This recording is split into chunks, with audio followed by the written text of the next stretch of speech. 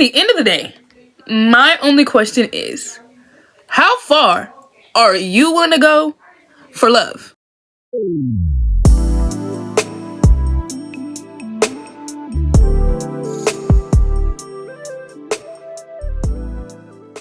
Hi everyone, welcome to my first YouTube video. Yay! Okay. In the spirit of Valentine's Day, we're going to be talking about one of the most infamous true crime couples that I did my research on. What? So if you haven't guessed, we're talking about Bonnie and Clyde. I know. But this is crazy. Clyde was born March 24th, 1909.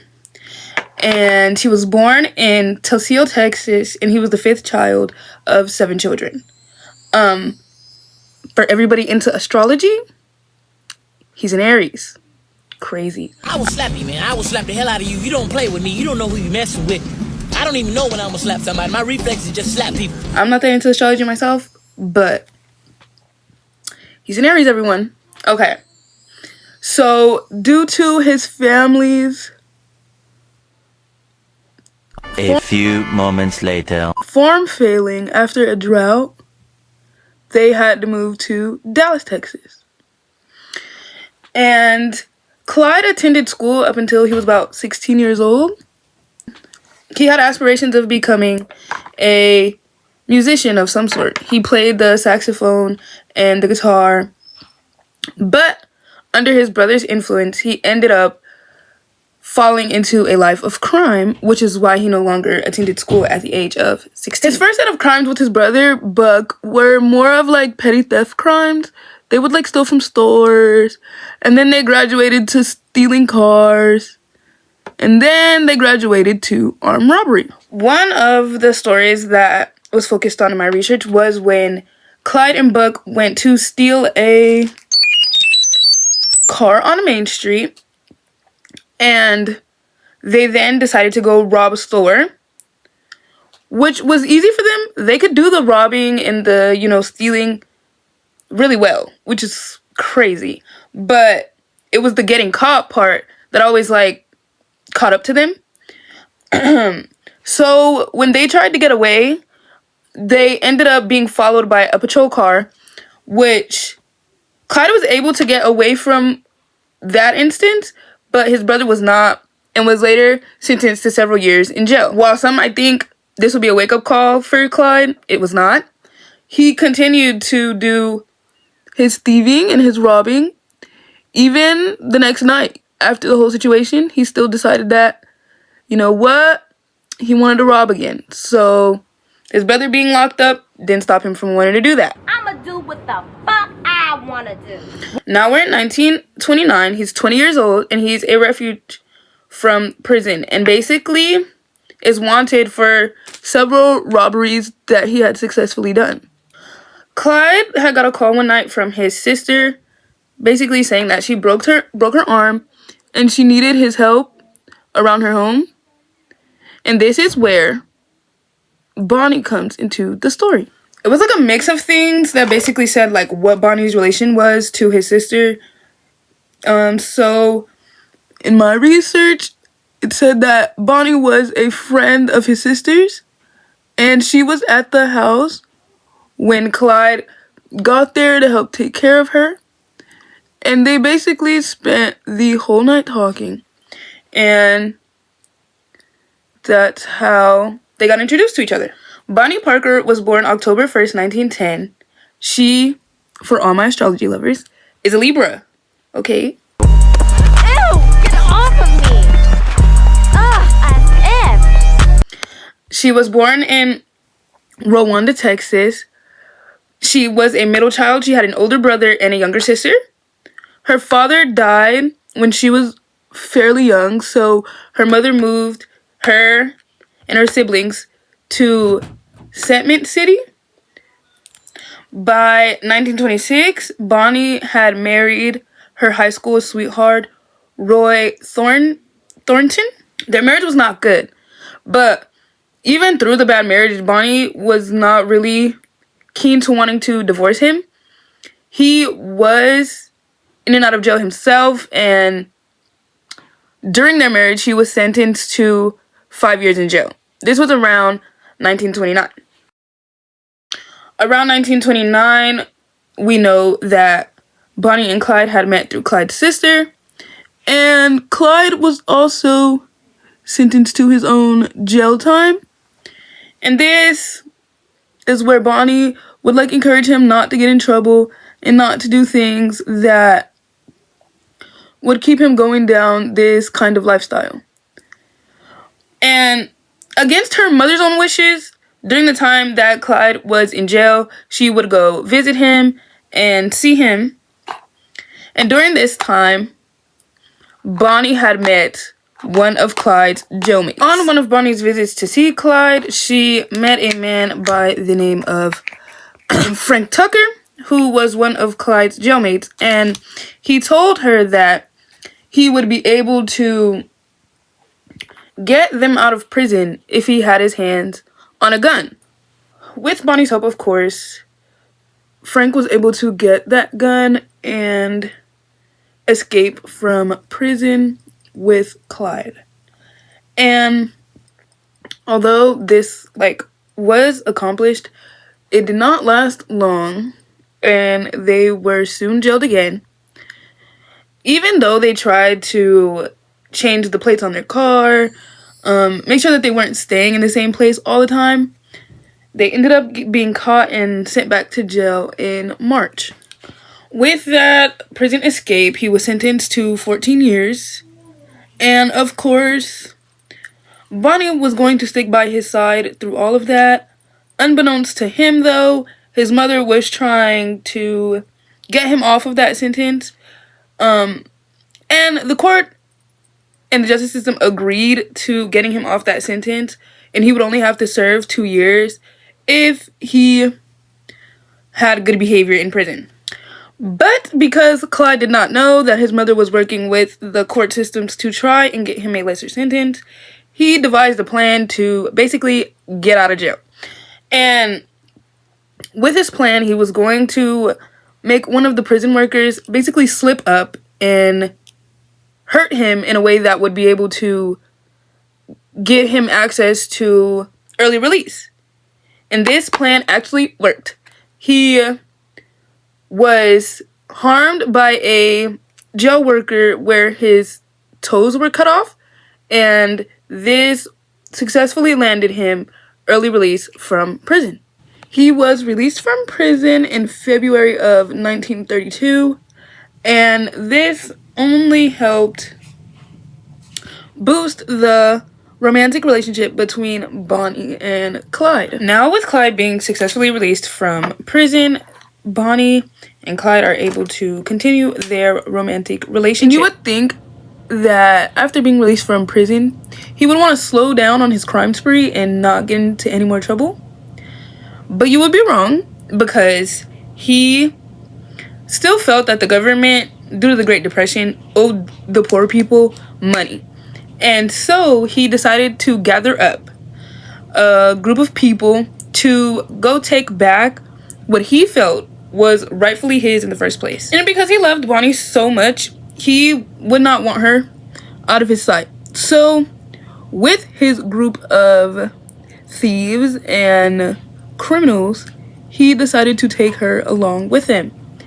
And they went on to do their first robbery. So this first robbery was of a hardware store or a warehouse. And Bonnie was actually pretty excited about this. Now, we have to think, Bonnie grew up very differently than Clyde. They both didn't have a lot, but they grew up very differently, which is why Bonnie's mother was not a fan of Clyde. But for some reason, this kind of excitement in Bonnie's life made her very joyful and giddy. In the process of robbing this store, Clyde, and the people that he was with held people at the store at gunpoint and told them to give them all the money that they had. During the process, a gun went off, which left the store owner dead. Now, Clyde and the people that he went to rob this store with flee the store, and this is now a robbery connected to a murder, which is different than any of the other robberies that Clyde had participated in. After fleeing the store where they left the dead store owner, Clyde put Bonnie out of the car because he did not want her to be imprisoned for her part in this ordeal, and he told her to take a bus back to Dallas to basically get away from the consequences that they were about to face. And these consequences came very quickly because the wife of the store owner was able to identify Clyde and the person that he was with, which was named Ray Hamilton, as the two men that held their store at gunpoint and unalived her husband. So at this point, Clyde knew that he was going to be identified as one of the men who was a part of the store robbery that led to the death of the store owner. And so he knew that he had to go on the run. And of course, Bonnie, being the ride or die that she was, she left a message for her mother and decided to join Clyde on the run. Are we still saying we want a Bonnie and Clyde relationship, or are we changing our mind here? So while they were on the road, on the run, they came across this dance party while passing through Springfield. And because they felt the pressures of being on the run and trying to get away from police, they decided that this dance party would be their moment to let loose and to be able to free themselves of the burden that they were feeling.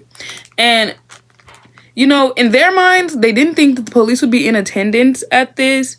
So this was their moment to, you know, be carefree. They were in fact wrong because the police was there. And because of how drunk and, you know, unorthodox Ray was, which is Ray Hamilton, the accomplice that was at the store with Clyde, they stopped and questioned the two men, Clyde and Ray, because they were in fear for their lives and they knew that they were on the run from the police for what they did.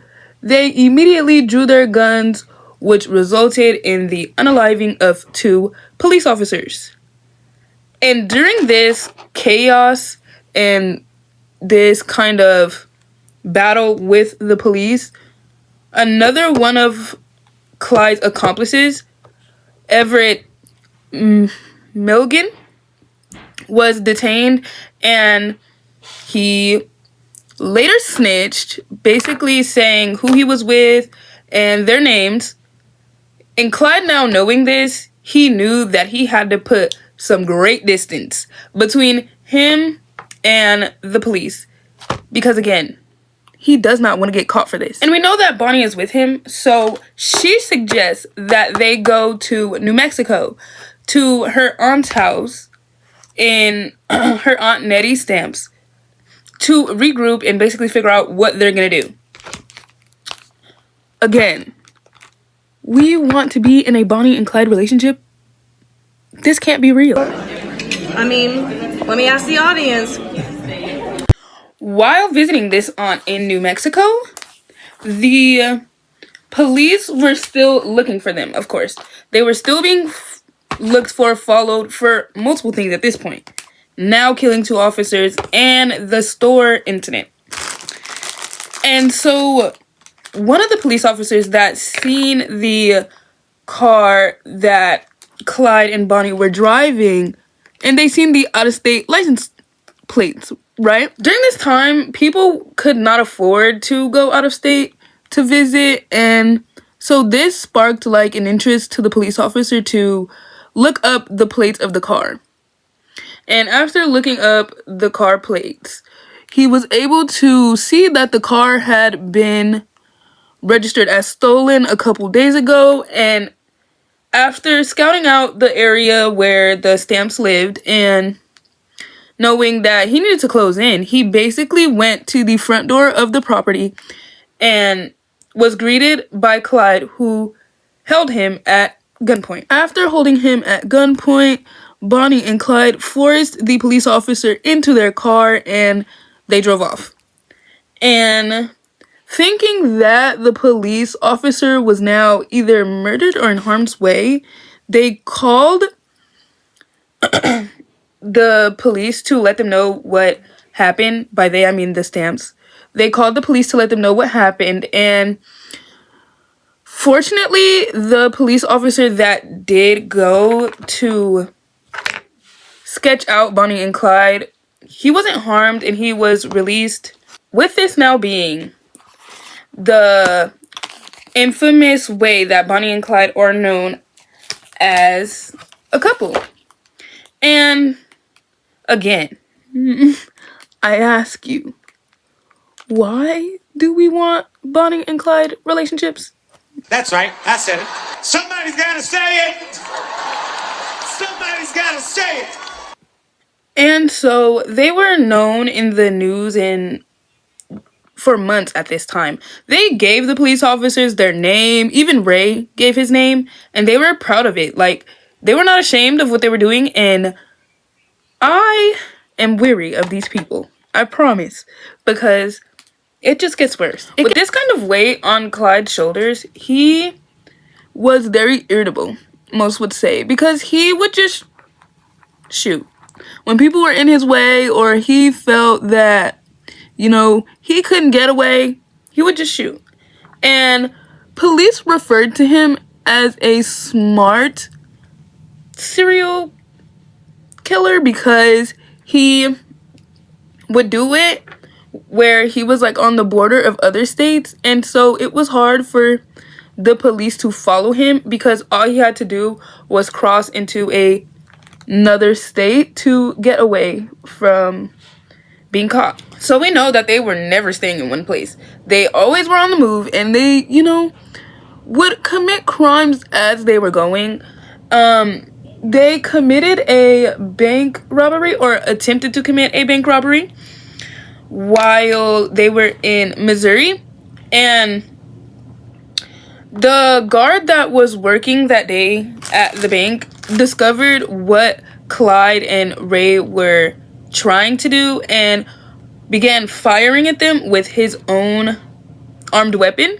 And Clyde was able to get away from the shots, and he only escaped with $80, which is why this would be considered an attempt at robbing a bank, because they didn't really do any big work. And this was not the most disappointing attempt at robbing a bank. They also tried another time at a smaller bank, only to discover that the bank was completely empty, had nothing in there. And even on these journeys, they would still go home to Texas and visit their families. And this is where they met another accomplice by the name of William Daniel Jones, also WD. And he was not useful to them at all. Clyde would have considered WD to be more harmful to what they were doing because he just was useless. To them, obviously, he was useless because he didn't do what they did well. One of WD's first missions was to steal a car. This is how Clyde got started, and so, trying to test the man out. So his first mission was to steal a car. And when they got to where DW would have to steal the car, he had bragged about doing things like this before, guess trying to impress them and let them know that he was not afraid to do what he was doing, which was very untrue because he struggled. He struggled very hard to get the car started, to steal the car, which caused the owner of the vehicle to come out of their home and see that this man was basically trying to steal his car. And he struggled with the young boy, and then Clyde, when he came to try and start the car up, which led to an accidental gunfire. And They sped off in the man's car, leaving him on the road, on the floor, where he had been shot. Since this had happened so close to home, Bonnie and Clyde knew that they would not be able to go back home. So they said their goodbyes to their families. And I know you guys may be wondering, like, why is their family not doing anything? And it's simply because their family understood what they were doing this for, because they had lost a lot during the Depression. And they felt that they were in somewhat of a right to what they were doing. So they never really snitched them out. But because of the crimes that they were committing, the police decided to double their efforts in finding out the people who were attached to what the police called the Barrow gang. But the police did not want them to get away. So what did they have to do? They had to shoot their way out. And this led to another policeman being unalived by them, which now totaled their count to 5 policemen. And once they were able to escape, they continued to rob banks, have, those kind of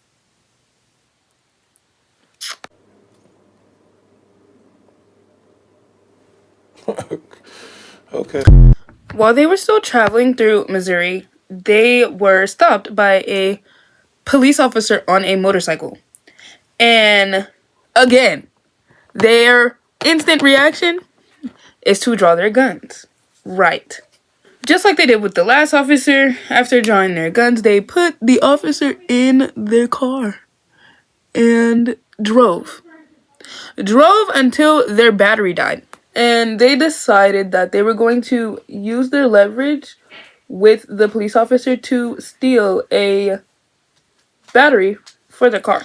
So with Bonnie being the lookout person, they instructed the officer to steal the battery for the car, and then also instructed him to put the battery in the car. Is that not crazy? Like, after they forced the police officer to fix their car battery, they left him in Missouri and sped off to, go on about their lives. In March of 1933, Clyde's brother Buck was released from prison. And, of course, did he join Bonnie and Clyde? Yes, he did. What else would he do? Nothing else. And the brother also brought along his wife, bride, whatever you want to call her. Her name was Blanche. And so they thought that they would be able to, keep still for a couple of months. I don't know if they forgot that they had killed 5 police officers or not, but staying still was not an option for them. And it shouldn't have been a thought. But we're talking about amateur criminals here. They don't really think too far ahead. On April 13th, the police were closing in on the apartment that the Barrow gang was living in. And when they were alerted that the police was closing in on them, they decided to do what they always do: open fire.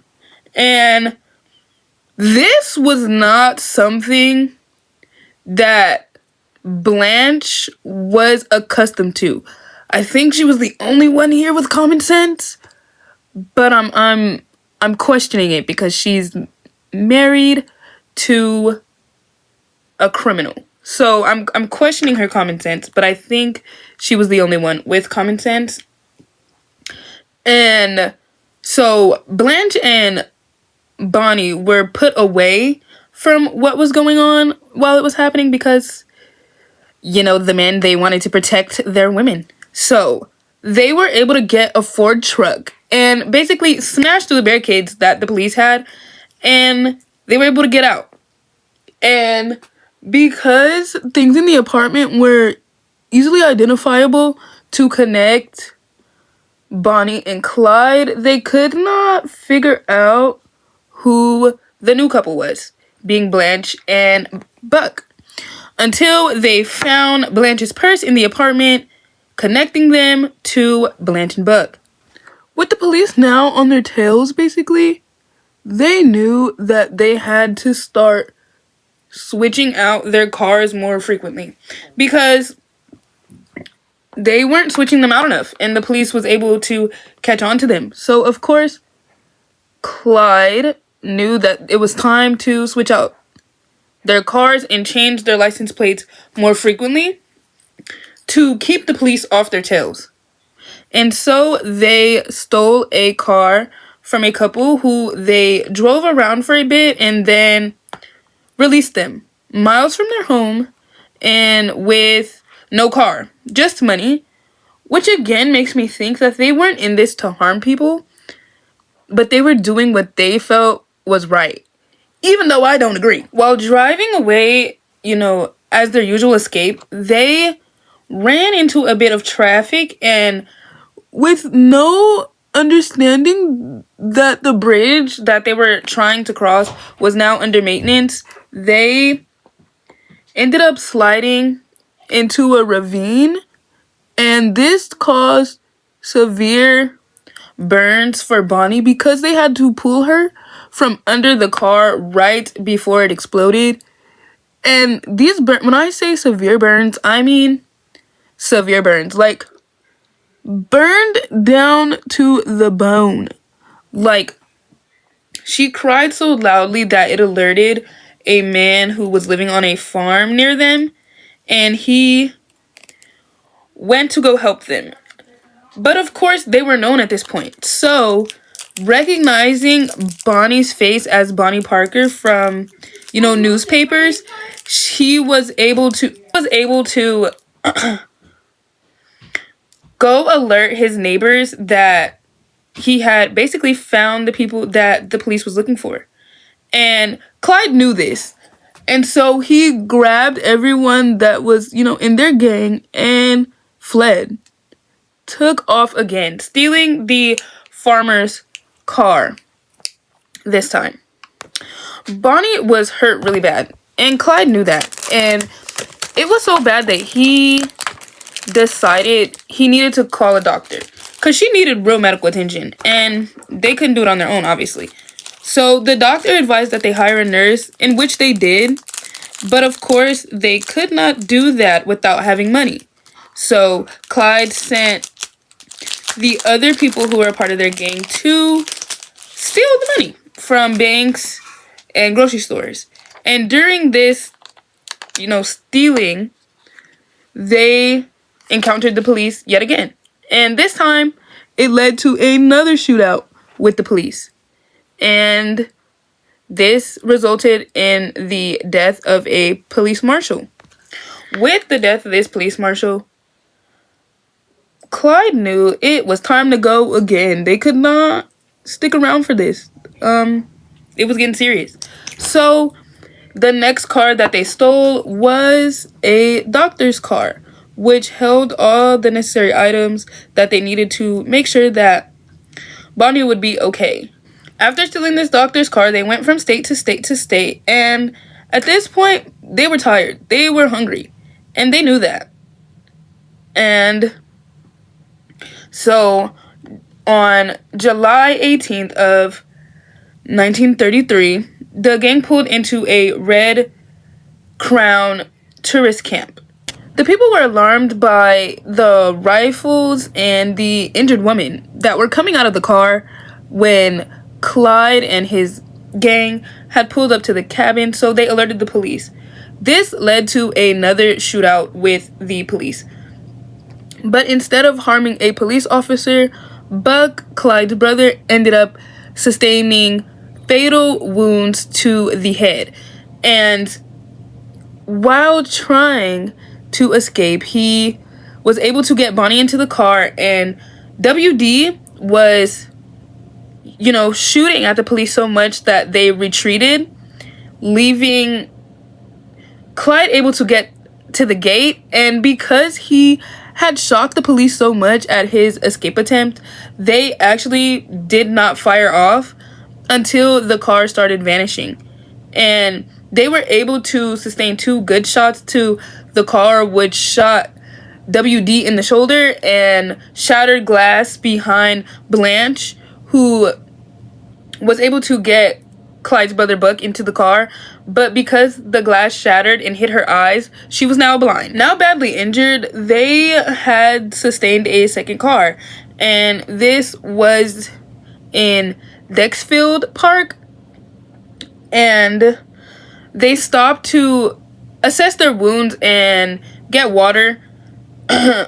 Bonnie repaid her fellow gang members by dressing their wounds and giving them words of encouragement.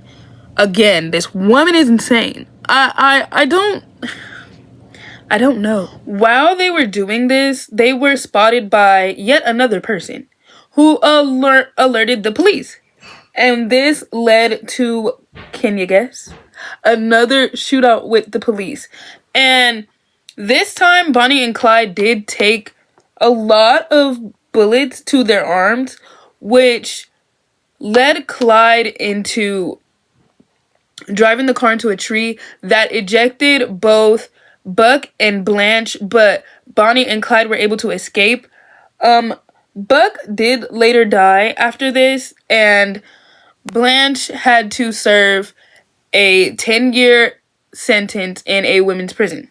Bonnie and Clyde were still trying to nurse their wounds and, basically just wandered the fields for the rest of that day. WD, however, was out of it. He was over it. He didn't want any parts of this anymore, and so he did not try to find them. And they kind of laid low, Bonnie and Clyde, for a couple of months between August and October of 1933, and then they were broke now, so they had to come back, and they basically held up a payroll office in Texas to get money. And of course, the police were called. But this time, WD didn't run. He said, okay, take me. I'm over this. I don't want anything else to do with this. And he told the police officers that Clyde was basically the reason why he was doing what he was doing. And for his cooperation with the police, he told them how to track down Bonnie and Clyde and what they needed to do to, get the couple that was on the run. After this escape from the police, when WD was apprehended, they now, had what they needed from WD to track down this couple. And they knew that Clyde and Bonnie were attached to their family still, and the holidays were coming up, and they just wanted to know if Bonnie and Clyde would be, in attendance. Would they come back? They were hoping to. And so the lead detective, Hinton, gathered all of his men, and sure enough, Clyde's mother had a birthday, and they were alerted that Bonnie and Clyde were planning to meet with the family at their meeting spot. And so the lead detective took his men to go and try to get Bonnie and Clyde to surrender. And they knew they were with their families, and they didn't want to have to shoot any innocent people. But Bonnie and Clyde were not going so easy. When the police just asked them to surrender, they took a dart for the car, and they basically were able to get in the car, not without being shot though, in their knees. And this didn't stop them. How it didn't stop them, I don't know, but it didn't stop them. And once they were able to get into the car, Clyde started shooting back with his machine gun that he had in the car. And of course, Bonnie and Clyde were able to escape yet again. And coming into the new year, January 16th, 1934, they planned to get their friend Ray Hamilton out of jail. And Ray wasn't coming alone. He was bringing his friends from prison. So Ray brought along his inmate friend, Henry Melvine, and during this escape process, they did end up unaliving yet another police officer. And so they then decided to hire Frank Hammer, who was a former Texas Ranger. After breaking his friend out of prison, they continued to, rob and steal and also unalive more police officers. And, they were not too keen on how Ray Hamilton handled, the stolen money, and basically decided that it was time for them to separate from this man. And so they did just that. And while they slept, they had the friend of Ray, Henry, watching the doors and stuff to alert them in case a police officer came.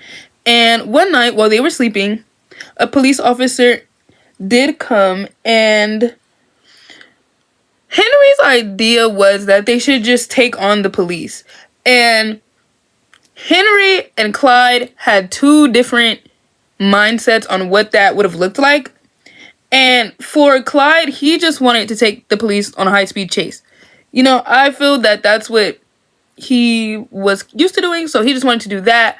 While Henry, he decided he wanted to pull his armed weapon and shoot. And that is exactly what he did, leaving Clyde to have to pull his armed weapon and shoot the other officer. And now both officers are unalived. And Bonnie and Clyde felt that they had to hold the weight of what Henry decided to do, and it wasn't going well for them. At this point, they knew it was time. Like, they had no more time left. They were about to get caught, and it was a matter of time before then.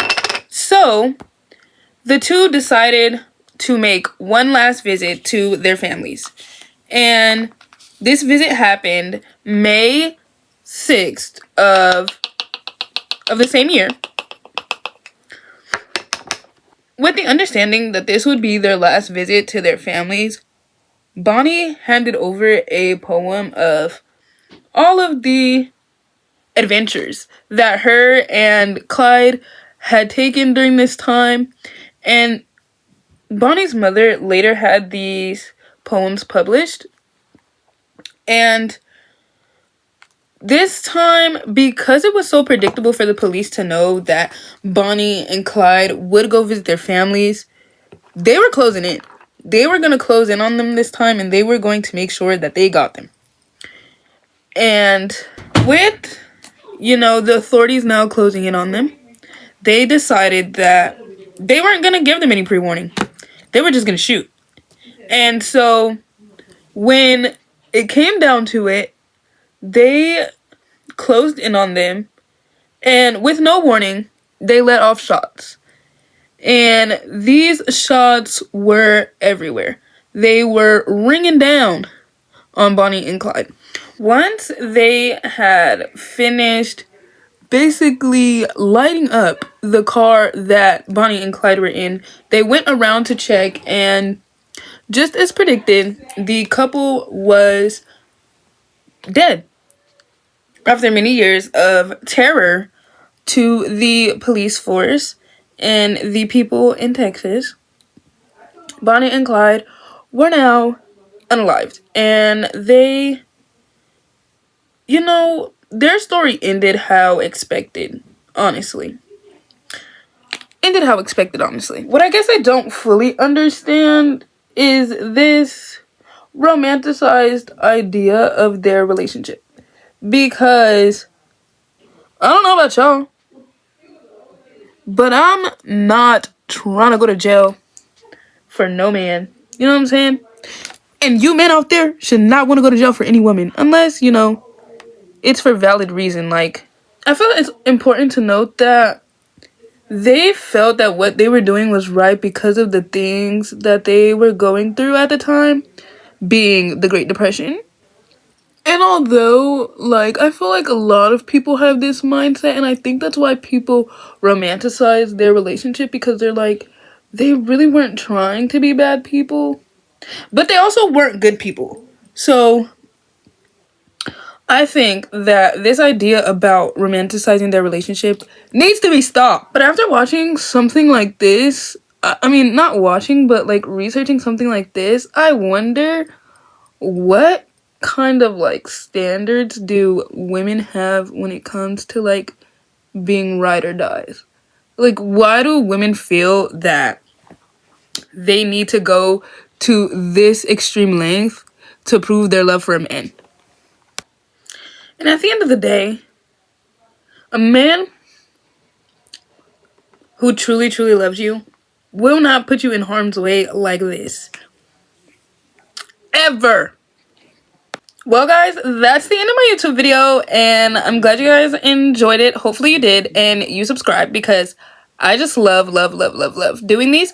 And I plan to be consistent, and I plan to post Mondays for true crime like I did, except for today is the only exception because it is Valentine's, and I do have a Galentine's event to go to with my sisters, and I wanted this to be my first YouTube video.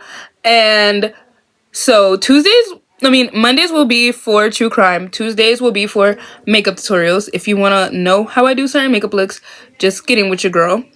And Thursdays will be television Thursdays, like TV Thursdays, guys, where I talk about reality TV shows that I've watched and give my reviews on them, and even put in clips. Like, I promise I'll put in clips.